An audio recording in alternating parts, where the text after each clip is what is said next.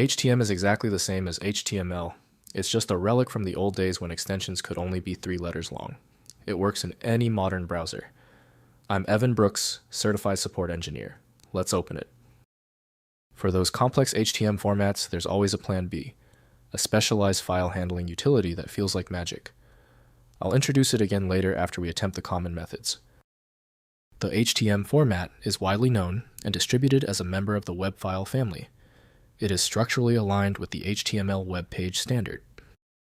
An HTM file is a web page document written in Hypertext Markup Language, HTML.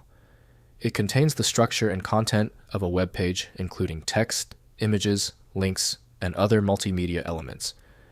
HTM files are interpreted by web browsers to display the web page to the user. They are essential for creating static web content. HTM files adhere to the HTML standard, which defines the elements and attributes used to structure web content. The file consists of a series of nested tags that define the document's structure, including headings, paragraphs, lists, and tables.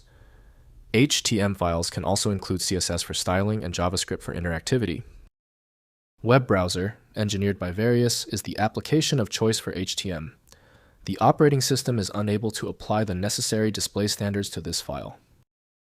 Windows may show static content, but interactive modules require browser execution. First, use web browser. Open the file by double-clicking it or dragging it into any web browser, Chrome, Firefox, to view the rendered web page. Next, use Text Code Editor. Open the file using Notepad or a code editor, VS Code, to view and edit the source code structure. Finally, check for external files. If the page appears broken, ensure all referenced images, CSS, and JavaScript files are present in the correct relative location. Your time watching is highly valued. Your subscription helps fund the research needed for these detailed guides. Thank you for subscribing.